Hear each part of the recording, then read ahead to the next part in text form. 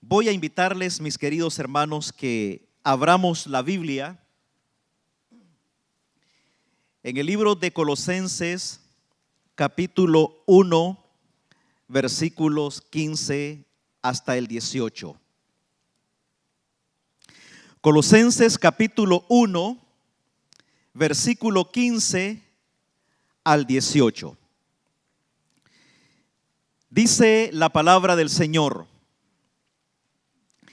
Él es la imagen del Dios invisible, el primogénito de toda creación, porque en Él fueron creadas todas las cosas, las que hay en los cielos y las que hay en la tierra, visibles e invisibles, sean tronos, sean dominios, sean principados, sean potestades.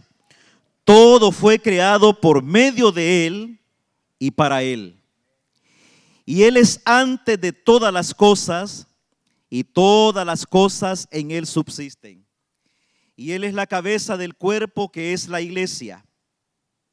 Él que es el principio, el primogénito de entre los muertos, para que en todo tenga la preeminencia. Amén. Este pasaje, hermanos, que hemos leído, exalta a la persona de Jesucristo. Y hay una frase que leímos en el versículo 18, que es la palabra preeminencia.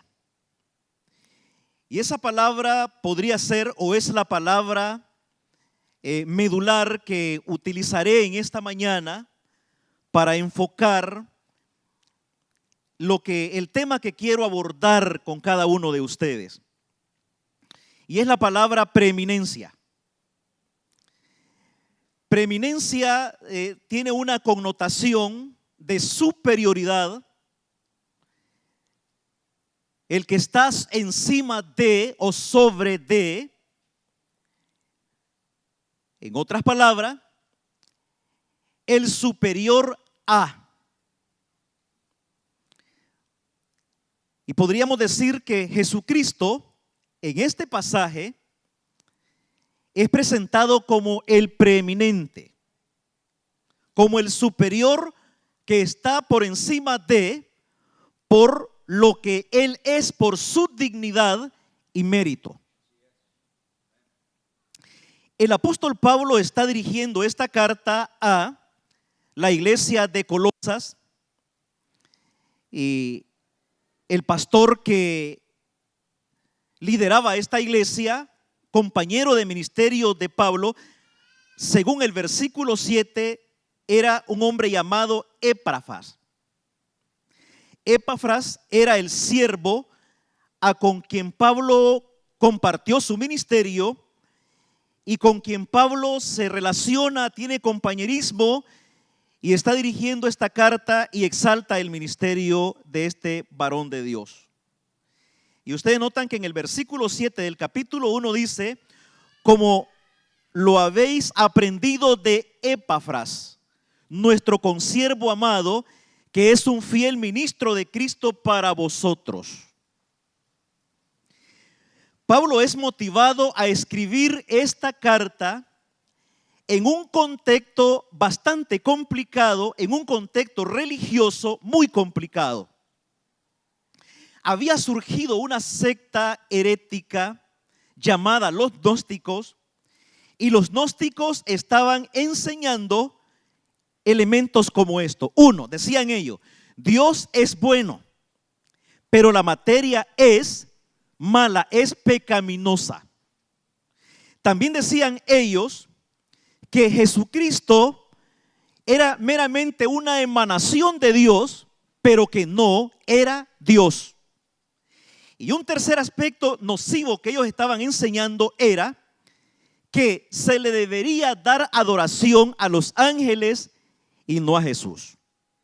Y el argumento por el cual ellos enseñaban esto era porque cuando Pablo decía que Jesús se humanó, se hizo hombre, se hizo materia, entonces ellos argumentan, desde el momento en que Jesús se vuelve materia, se hace hombre, entonces ya se torna algo pecaminoso. Por lo tanto, no se le debe dar adoración. Hay que darle adoración a la deidad o a los ángeles, a algo que ha permanecido en esa connotación o en esa dimensión espiritual como ser los ángeles. Pablo, preso y estando en la cárcel, se indaga, se informa de toda esta desviación doctrinal que está inundando la vida de la iglesia. Entonces Pablo escribe. Y los que hemos estudiado a Pablo y leído las cartas paulinas, nos damos cuenta con la contundencia y el espíritu radical con que Pablo escribe, presentando defensa por el evangelio. Y aquí Pablo está escribiendo una carta con un espíritu contundente, con una actitud radical, presentando defensa del evangelio y sobre todo defendiendo la deidad de Jesucristo. Por eso Pablo entonces presenta estos argumentos para desvanecer toda desviación doctrinal que estaba minando la vida de la iglesia. Ok, entonces noten esto, hermano. Pablo, frente a esa desviación doctrinal, argumenta y exalta la preeminencia de Cristo. Y Pablo dice, no a los ángeles, sí a Jesús. Él debe ser el preeminente sobre todas las cosas. Ahora, veamos, hermanos, por qué razón nuestro Señor Jesucristo, el Rey exaltado sobre todo, Pablo en este argumento que presenta, lo exalta, lo coloca en su escrito como el ser al que sí se le debe dar adoración, se le debe dar reverencia, a quien debemos someternos, sí a Cristo y no a los ángeles. Y presenta tres razones por las cuales a Jesús lo debemos poner y le debemos dar el lugar de preeminencia, el lugar que Él se merece, el lugar que le corresponde por su dignidad o mérito por lo que Él es. Hay tres razones y una de ellas la encontramos en el versículo 15, en el versículo que hemos leído. Versículo 15 del capítulo 1. Pablo dice, Él es la imagen. La pregunta, ¿quién es Él? Él es la imagen, refiriéndose a Jesús. Él es la imagen del Dios invisible. Pablo aquí está exaltando a Jesús, y en este versículo 15 Pablo describe la intrínseca relación que Cristo tiene con su Padre. Cuando él es enfático y argumenta y deja por sentado y describe Jesucristo, a quien los gnósticos han dicho y han enseñado que no es Dios y que no se le debe dar adoración, ese Jesús es la imagen del Dios invisible. Ahora note esto, hermano. Note esto. Él es la imagen del Dios invisible, el primogénito de toda creación. En el libro de Hebreos, en el capítulo 1, versículo 3, para los que están tomando nota y quieren leerlo, también aparece otro argumento bíblico para defender la preeminencia de nuestro Señor Jesucristo. Y dice Hebreos 1, versículo 3: el cual siendo el resplandor de su gloria y la imagen misma de su sustancia, y quien sustenta todas las cosas con la palabra de su poder, habiendo efectuado la purificación de nuestros pecados por medio de sí mismo, se sentó a la diestra de la majestad en las alturas, refiriéndose siempre a Jesús cuando dice, siendo el resplandor de su gloria y la imagen misma de su sustancia. Él es la imagen del Dios invisible, Jesucristo. Ahora, la palabra imagen aquí es una figura muy importante para entender qué fue lo que Pablo quiso enseñar con respecto a la persona de Jesucristo. Imagen. Esta palabra se desprende de una raíz griega que es como decir eikon. Eikon. ¿De dónde se deriva la palabra ícono? Y la palabra ícono significa copia o semejanza. Cuando el texto dice entonces que Cristo es el eikon de Dios, o es el ícono de Dios, o es la copia o la semejanza de Dios.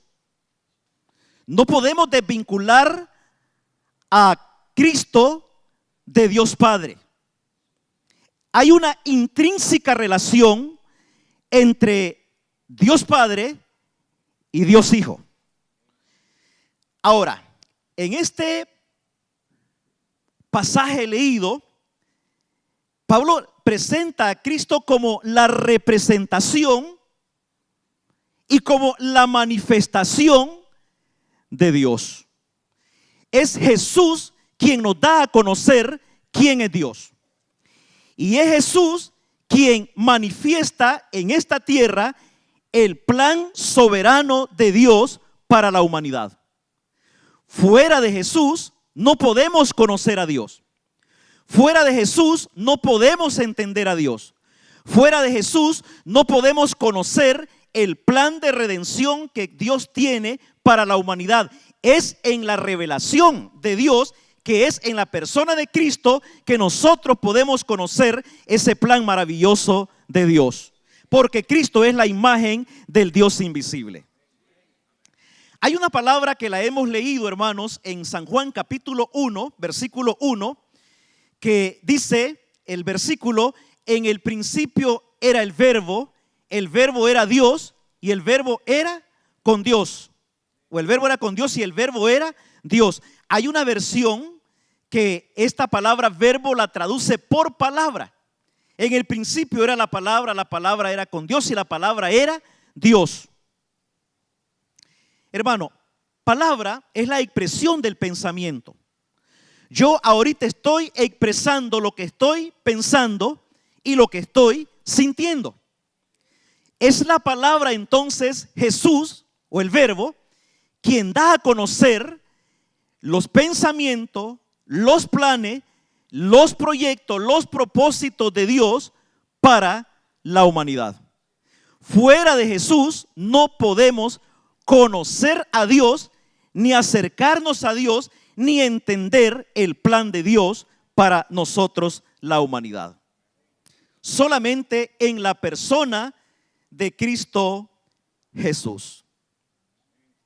Queridos hermanos, Pablo entonces deja por sentado que Jesucristo es la imagen perfecta y la semejanza idéntica de Dios para con la humanidad. Para que usted y yo podamos conocer a Dios, solo basta mirar a Jesús. Solo basta venir a Jesús. Y de esa manera podemos conocer a Dios. Porque Cristo es la imagen del Dios invisible. Él tiene esa estrecha relación con Dios Padre. Es verdad que Cristo dejó su trono de gloria. Es verdad que Cristo se humanó. Es verdad que Cristo vivió entre los hombres. Pero eso tenía un propósito por el cual Cristo deja su trono de gloria, se humana, viene a esta tierra, vive entre los hombres para entender al hombre. Es una verdad que Cristo tomó una naturaleza 100% divina y 100% humana, con la única diferencia que en esa naturaleza humana Él no pecó, se mantuvo perfecto, su vida se mantuvo inalterable, su divinidad no pecó. Y la razón por la cual Él toma esa posición de humano y de divino es que de esa manera Él puede unir al hombre con Dios. Como divino se acerca a Dios Padre, quien es divino, y como humano se acerca al hombre, quien es humano. Toma la mano del humano, toma la mano del divino, de Dios, y nos reconcilia con Dios. Y es a través de esa acción divina que usted y yo nos hemos reconciliado con Dios Padre y tenemos comunión con Él. ¿No es cierto, hermanos? Gracias a esa manifestación gloriosa. Cristo es la imagen del Dios invisible. Pero también hay otro argumento. Y el siguiente argumento está en los versículos 16 y en los versículos 17. Aquí ahora se presenta a Cristo como el que tiene una intrínseca relación o conexión con la creación. Ahora veamos otro aspecto importante en este versículo 16 y 17. Cristo es el creador de todo, mis hermanos. En primer lugar, Cristo revela quién es Dios. Y ahora Cristo, al tener una estrecha conexión con la creación, estos versículos lo describen que Él es el creador de todo lo que existe en el universo. Versículo 16 y versículo 17 dice: porque en Él fueron creadas todas las cosas. Pero el versículo 15 hay un término que me interesa también comentarlo. Cuando el texto dice que Él es la imagen del Dios invisible, el primogénito de toda creación. Vean, hay un grupo por ahí que ellos dicen que Jesús no es Dios, que es un buen maestro, un buen profeta, pero que no es Dios. Porque, y el argumento es que Él no es Dios porque Él fue un ser creado. Y la Biblia no nos dice eso. Aunque el texto dice que Él es el primogénito de toda la creación, este versículo se refiere a la posición o rango que Cristo tiene y no al tiempo.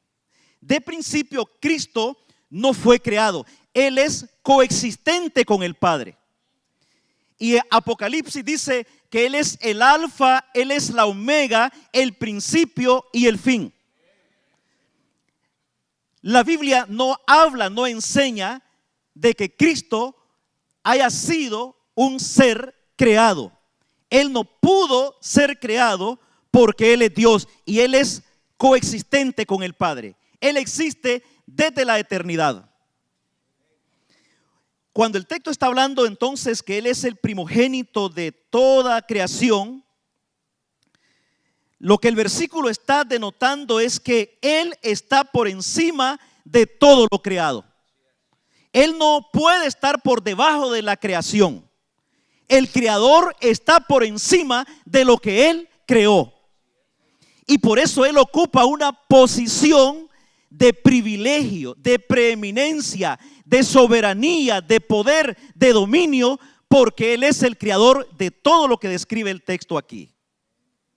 Ahora, si los versículos 16 y los versículos 17 están presentando a Cristo como el creador, entonces hay unos términos aquí muy interesantes que me llama mucho la atención. Y fíjense, hermano, que refiriéndonos a Jesucristo como el primogénito de toda creación, A mí me encanta lo que dice Salmos 89, versículo 27. Vean esto. Salmos 89, versículo 27, hablando de Jesús como el primogénito de toda creación. Vean esto. Dice, yo también le pondré, ¿por qué, hermano? Por primogénito, ¿a quién? Al más excelso de los reyes de la tierra. ¿Quién es él? Es Cristo Jesús, hermano. Yo también le pondré por primogénito el más excelso de los reyes de la tierra. Está hablando que Cristo está por encima de todo poder, de todo dominio. Pero también el versículo 16 dice, porque en Él fueron creadas todas las cosas. En Él. La idea en Él, lo que el texto está denotando es Él mismo, en Él mismo. O en ningún otro, sino en Él. En ningún otro fueron creadas las cosas, solo en Jesús. Solo en Jesús. Hermanos, esto denota que Cristo es la fuente de la creación. Con este argumento bíblico se desbarata y se desvanece aquella teoría y aquella filosofía evolucionista, donde se enseña que lo que hoy existe es el resultado de un proceso evolutivo. Se desprendió una partícula, flotó y luego toda la historia y todo el cuento ese de la evolución. La Biblia sí nos enseña que todo lo que hoy existe, lo que tenemos y lo que somos, tiene un origen. Y el origen es la persona de Cristo Jesús. El texto dice que en Él, porque en Él fueron creadas todas las cosas. Queridos hermanos, nada ni nadie se escapa del poder creador de Cristo Jesús. Todo lo que existe, todo lo que tenemos y todo lo que somos fue creado por el poder supremo y glorioso de nuestro Señor Jesucristo, mis queridos hermanos. ¿Cuántos alaban al Señor por eso, hermano? A mí me emociona porque me doy cuenta que la creación, la belleza de la creación y lo que disfrutamos de la creación tiene un origen divino, un origen perfecto y un origen santo. Que el pecado ha venido a degenerar esto, a corromperlo y a dañarlo, eso es una verdad. Pero que Cristo es el supremo creador de todo lo que existe, esa es una verdad ineludible que no la podemos evitar, queridos hermanos. Todo fue creado por medio de Él. Él es la fuente. Nada existe si no es por su poder y por su voluntad gloriosa. Nada se escapa de ese poder y de esa voluntad divina, Cristo Jesús. Hermanos, eso a mí me da convicción. Eso a mí me da seguridad. Eso a mí me da confianza de que yo sirvo a un Cristo vivo, todopoderoso, y por eso yo vivo una vida cristiana victoriosa, con éxito, con triunfo, y camino con la frente en alta. Porque el Cristo, quien es la imagen del Dios invisible, el creador de todo, es el redentor de mi vida. Gloria sea el nombre del Señor por ello. Ahora, el mismo versículo sigue diciendo que en Él fueron creadas todas las cosas. En otras palabras, Él es la fuente de toda la creación. Él, nadie más.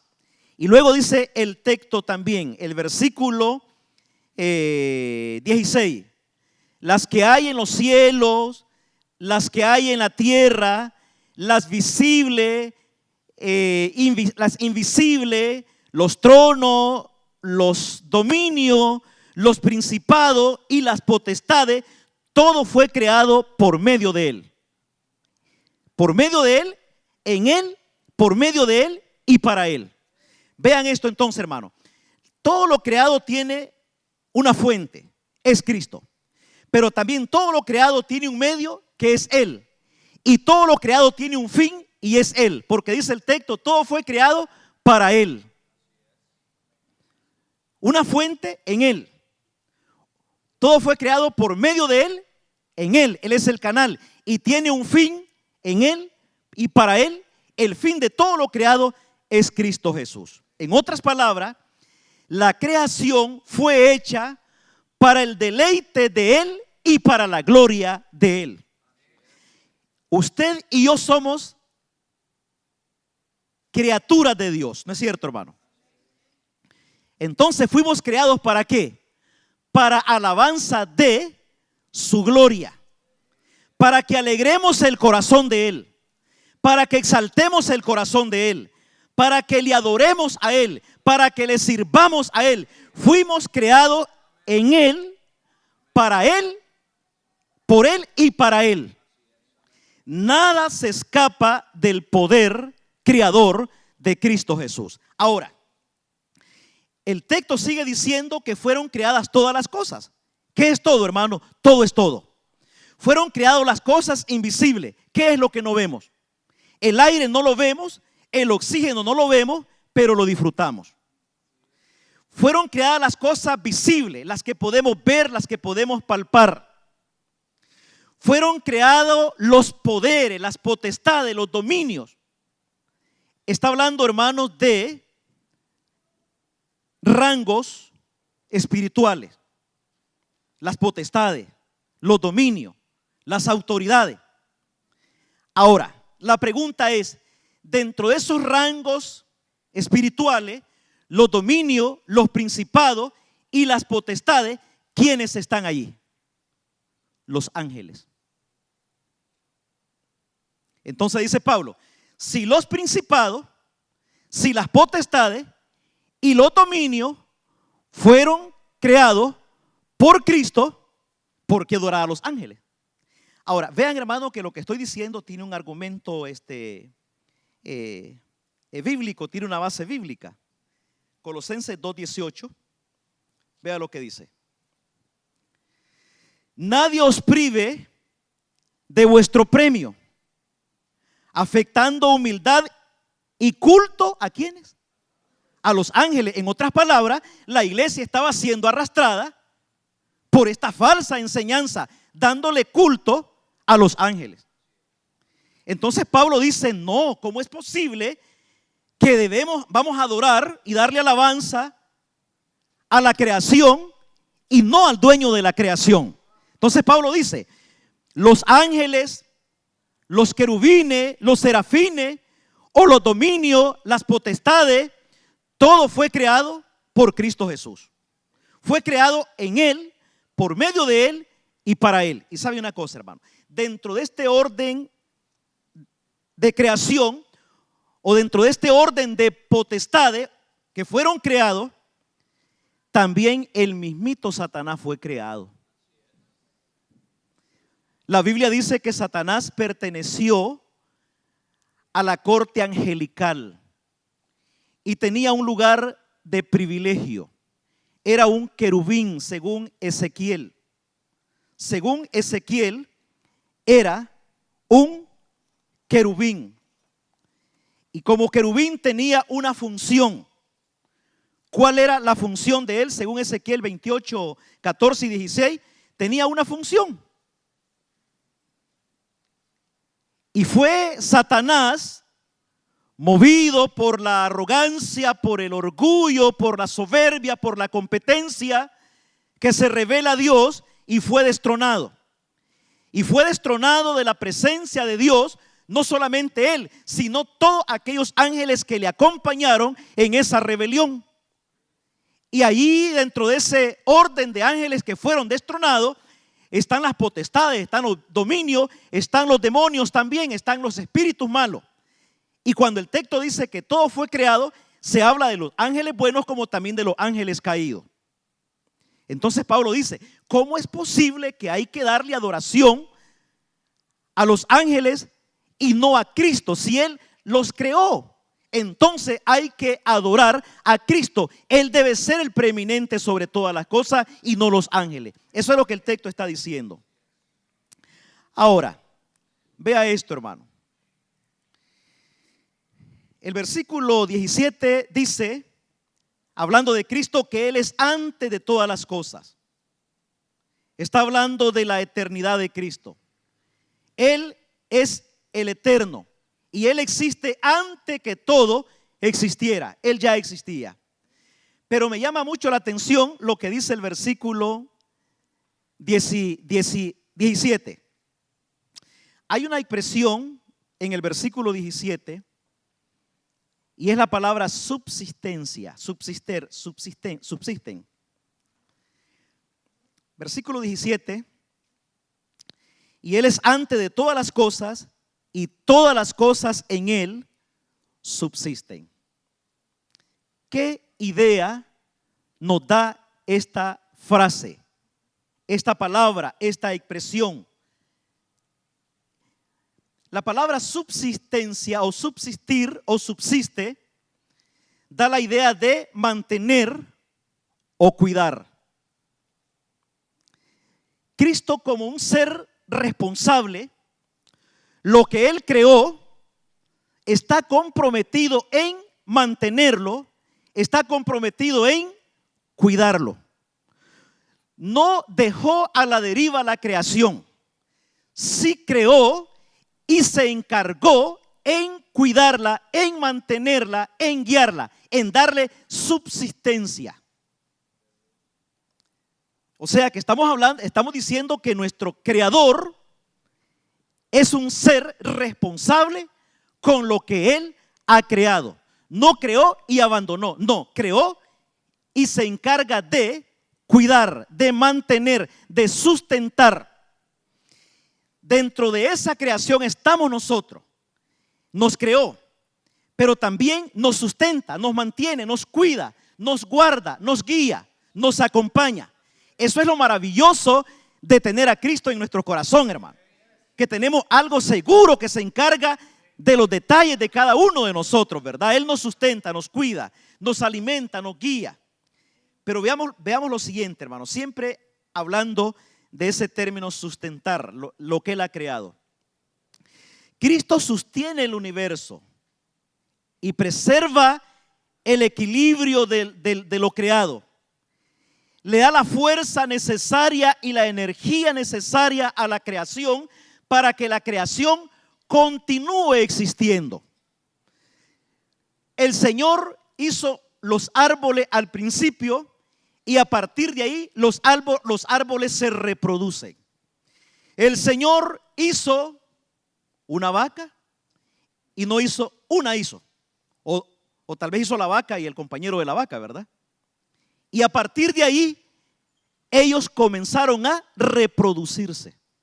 El Señor hizo a un hombre y a una mujer. Y a partir de ahí, ese hombre y esa mujer se reprodujeron y aquí estamos nosotros. Porque lo que Dios creó, le dio sustento, le dio fuerza, lo cuidó y le da la energía necesaria para que se siga reproduciendo. Y de esa manera mantener y sostener la naturaleza. Saben, hermano, todo funciona a la perfección porque Dios lo ha creado, hablando de la creación que no sufre trastorno. Por decir algo, anoche usted y yo nos acostamos a las 9, algunos a las 10 de la noche, y yo le aseguro que no nos acostamos preocupados o pensando si el sol iba a alumbrarnos hoy o no.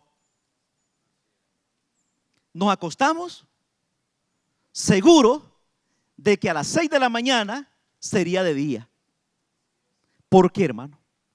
Porque Dios controla todo y todo funciona bajo la perfección, bajo un equilibrio, porque Él se encarga de sustentar lo que Él ha creado. Ok, tercer aspecto.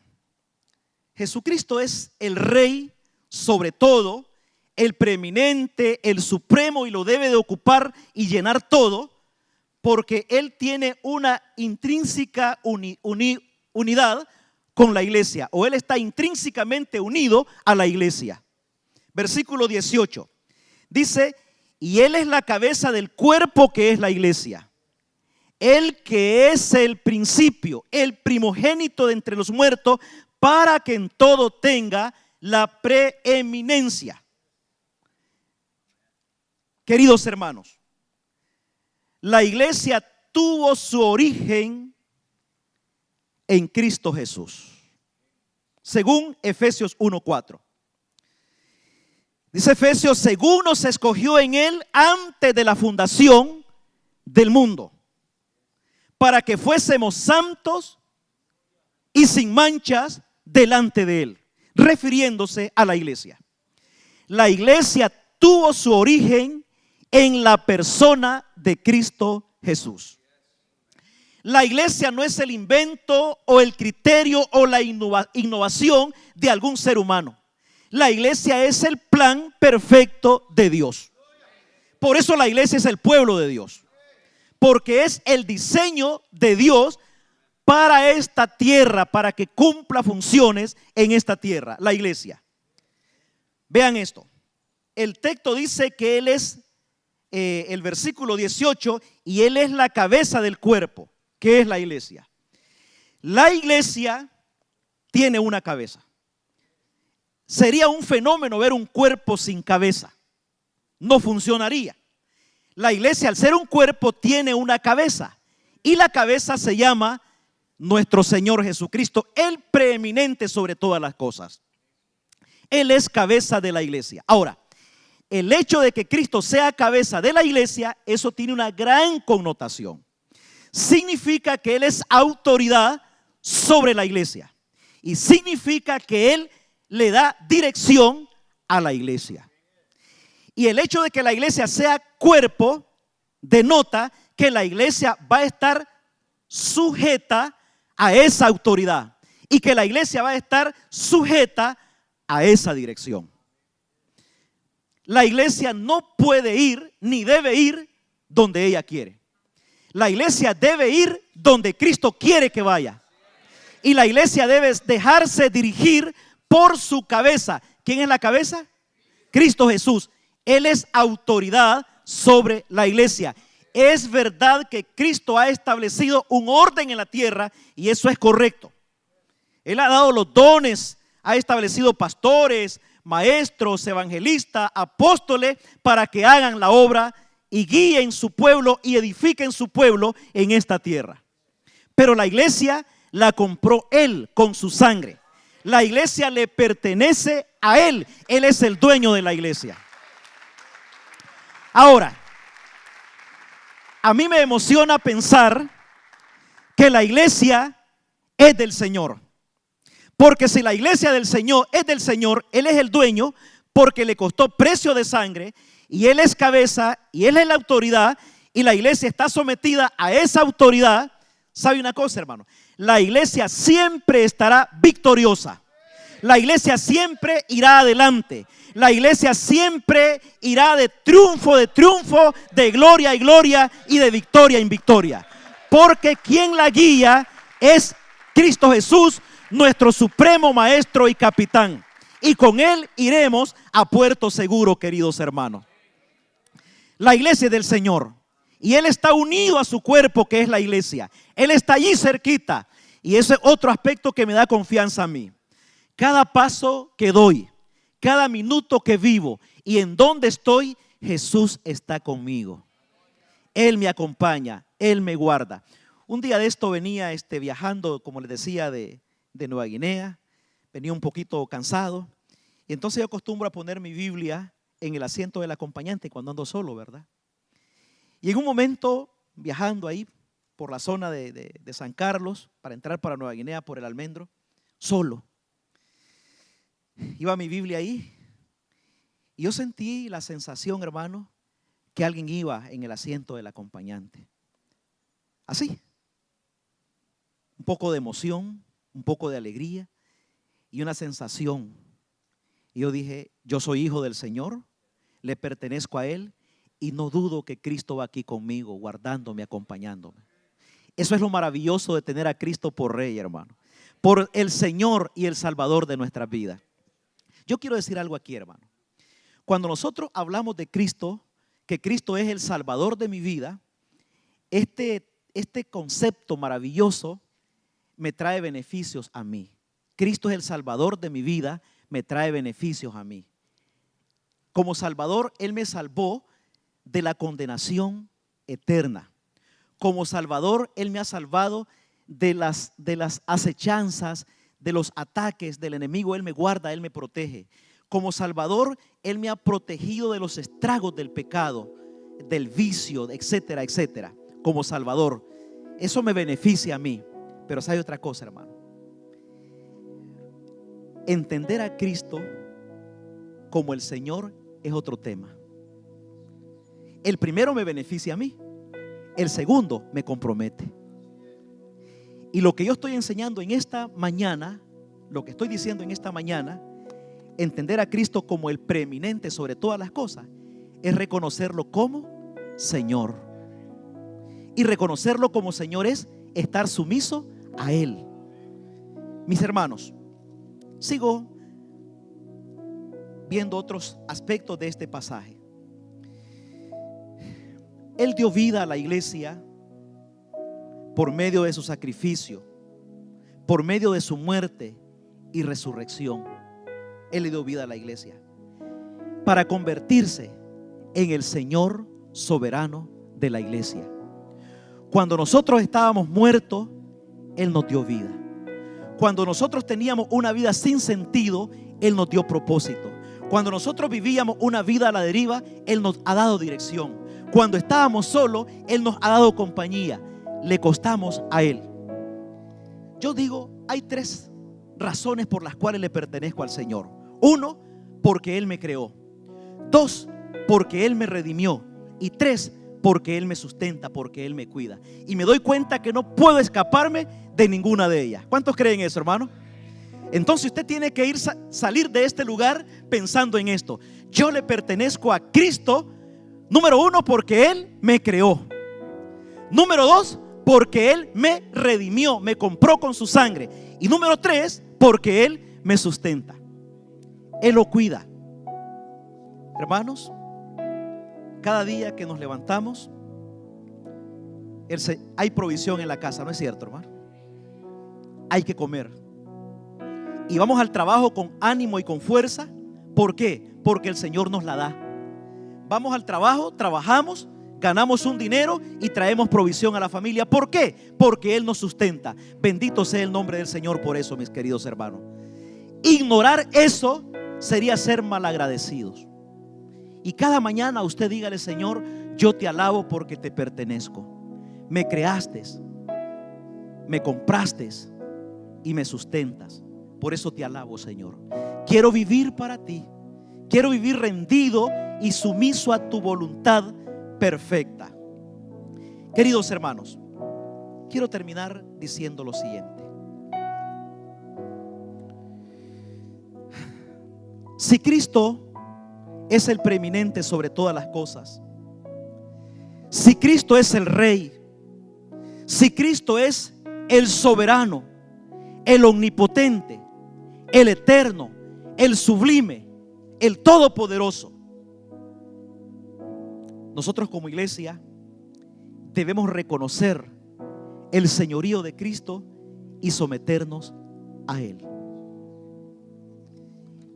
Y quiero hacerle una pregunta, algunas preguntas. ¿En qué orden de prioridad tiene usted al Señor? Si hemos dicho que Él debe ser el preeminente, el primero, el que debe estar encima de todo, sobre todo, y eso me incluye a mí. Él debe ser el preeminente, el que ocupa el primer lugar en todo.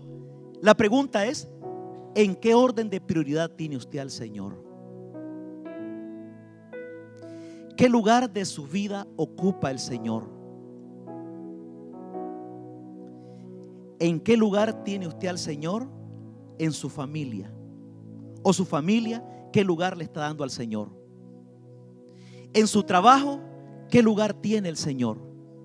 En su negocio, ¿qué lugar ocupa el Señor? ¿Es el Señor el preeminente de su familia? ¿En su familia? ¿Es el Señor el preeminente en su trabajo? Es el Señor el preeminente en su negocio. Es el Señor el preeminente en su profesión, en su vida de estudiante, en su matrimonio. Jesús ocupa el primer lugar en usted y en su esposa. Y todo lo que se hace alrededor de la voluntad de Él. Preguntas para que reflexionemos. Pero aparte de esas preguntas, hay dos pasajes que a mí me conmueven pensar sobre la grandeza del Señor y la adoración y la exaltación divina que se espera de la humanidad y aún de los seres vivientes hacia Cristo Jesús. Yo quiero invitarles a que veamos unos dos pasajes, hermano. Filipenses capítulo 2, versículo 10 y versículo 9 y versículo 10 al 11. Dice, hermanos, por lo cual Dios le exaltó hasta lo sumo y le dio un nombre que es sobre ¿qué, hermano? Sobre todo nombre, hablando siempre de la preeminencia de Cristo Jesús. Y le dio un nombre que es sobre todo nombre. ¿Cuál es el nombre? Jesús. Para que en el nombre de Jesús, ¿qué dice el texto, hermano? Se doble toda rodilla. ¿Y qué más sigue diciendo? De los que están en los cielos, en la tierra y debajo de la tierra. Se doble toda rodilla. Pero ahora dice, versículo 11, y toda lengua confiese. ¿Qué va a confesar? Que Jesucristo es el Señor, para la gloria de Dios Padre. Un aplauso al Señor, hermano. Esto me emociona a mí.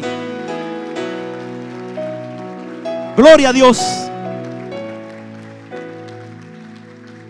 Cristo, la imagen del Dios invisible, el primogénito entre los muertos, el creador de todo, un día toda rodilla se doblará ante Él y toda lengua confesará que Jesucristo es el Señor. Amén, hermano. Vea esto. Esto me conmueve a mí y me llama mucho la atención. Que un día todo el universo, todo lo que tenga sentido y capacidad de pensar, adorará a Jesucristo y lo va a declarar el Señor. Vea, este momento será un momento muy interesante. Este momento incluye que los ángeles van a confesar y van a adorar y van a proclamar que Jesucristo es el Señor. ¿Cuáles ángeles? Los ángeles caídos. El espíritu de cada uno de los redimidos, el espíritu de los creyentes que estemos en la tierra, el espíritu de los rebeldes, de los desobedientes. Los mismos demonios un día reconocerán el poder de Cristo Jesús y lo van a declarar Señor. Eso dice el texto, hermano. Eso es lo que yo entiendo cuando el texto dice, el versículo 10, para que en el nombre de Jesús se doble toda rodilla. ¿Qué es todo, hermano? Todo es todo. La rodilla de los buenos y las rodillas de los perversos. Las rodillas de los príncipes y las rodillas de los reyes de la tierra. Se doble toda rodilla de los que están en los cielos y los que están en la tierra y debajo de la tierra. ¿Quiénes están en los cielos? Los ángeles. ¿Quiénes están en la tierra? Los vivos. ¿Quiénes están debajo de la tierra, hermano? Los muertos. Hasta los muertos van a reconocer el poder, el señorío de Cristo y lo van a confesar y declarar que Él es el Señor. ¿Sabe, hermano? Algunos únicamente para vergüenza, porque aquellos que murieron sin Cristo, tristemente ya no habrá una oportunidad. Tristemente digo esto. Y aquellos que se burlaron, aquellos que negaron, aquellos que vituperaron el nombre de Cristo y lo negaron, un día van a reconocer que ese Cristo que negaron, que vituperaron, que rechazaron y negaron, un día lo van a reconocer y van a declararlo Rey y Señor del universo. Pero hay otra escritura que me emociona. Y sabe, hermano, este rendir en adoración y de reconocer el señorío de Cristo en Filipenses no es forzado, es voluntario. Hoy día a veces forzamos a la gente a que adore al Señor. Aquí será voluntario. Ok. Apocalipsis 4, versículo 8. Apocalipsis 4, versículo 8 y versículo 10. Vean, hermanos, qué interesante este pasaje de Apocalipsis 4, versículo 8. Dice la palabra del Señor. Para entender un poco, veamos lo que dice 4, versículo 4. 4:4. Alrededor del trono habían 24 tronos, y vi sentado en los tronos a 24 ancianos vestidos de ropas blancas con coronas de oro en sus cabezas. Versículo 4. Versículo 8. Y los 4 seres vivientes tenían cada uno 6 alas, y alrededor y por dentro estaban llenos de ojos, y no cesaban día y noche de decir. ¿Qué cosa decían, hermano? Digamos todo: Santo, Santo, Santo es el Señor Dios Todopoderoso, el que era, el que es y el que ha de venir. Cristo el preeminente y adorado por los 4 seres vivientes, hermano.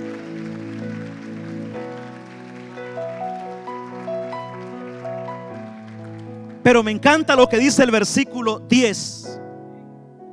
Y los 24 ancianos se postran delante del que está sentado en el trono. Oigan bien, los 24 ancianos se rinden, se humillan, se postran delante del Todopoderoso y adoran al que vive por los siglos de los siglos, y echan sus coronas delante de su trono diciendo. ¿Qué dice, hermano? Repitamos: Señor, digno eres de recibir la gloria, la honra y el poder, porque tú creaste todas las cosas y por tu voluntad existen y fueron creadas. Bendito sea el nombre del Señor por eso, hermano. Gloria al Señor. Los 24 ancianos quitan sus coronas, se rinden y las ponen ante los pies del Maestro.